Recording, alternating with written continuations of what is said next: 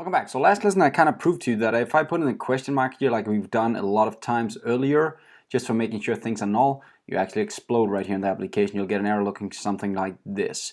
So how do we fix this? Well, the very easy way for us to fix it is just to say we are not even going to present the yarn list if there's not a joke available. So what we're going to do is we're going to add an ngIf right here like we've done before, and we say if there is a joke available, and that's how easy you actually do that. You just explain that if this guy is not undefined, do this. So this is how I say if joke is something, then show this, right? And then what we'll do is just down here, we'll just make an H, right now just make an H5 saying ngIf again, if there's not a joke available, and that's why I use again the not sign right here, or exclamation mark, right? If there's not a joke available, then I just want to write no joke found. Now, what does this help? Well, it only makes it so that you won't explode if this actually does not pass in a joke. So now it'll actually work without having the question mark down here. We will be guarded and we'll only get in here if there's actually a joke available, or else we'll just show no joke found. Now, this should never ever be able to happen,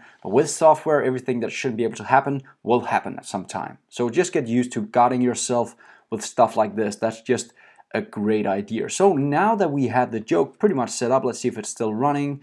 Jumping in here, jokes list like this, clicking, you can see now the jokes are here. I need the buttons, right? So let's just start out by adding 2 buttons. How do we add buttons? Well, back to our beautiful documentation, jumping into components, finding a buttons, and we have the buttons. And in here, what I want is just 2 outline buttons right here. Let's just go to outline buttons. And here we have a couple of buttons, and I'm just going to add a danger button for deleting, and let's just take the dark button for updating because I can. So it's up to me. So there we go. We're just going to add these 2 buttons, but we only want them if the list is actually available. So we're just going to add them right here, and then let's just save this and see if we have 2 buttons available right now. And they might look different than what we want, but this is okay for me. For now, we can start placing this in a prettier way later.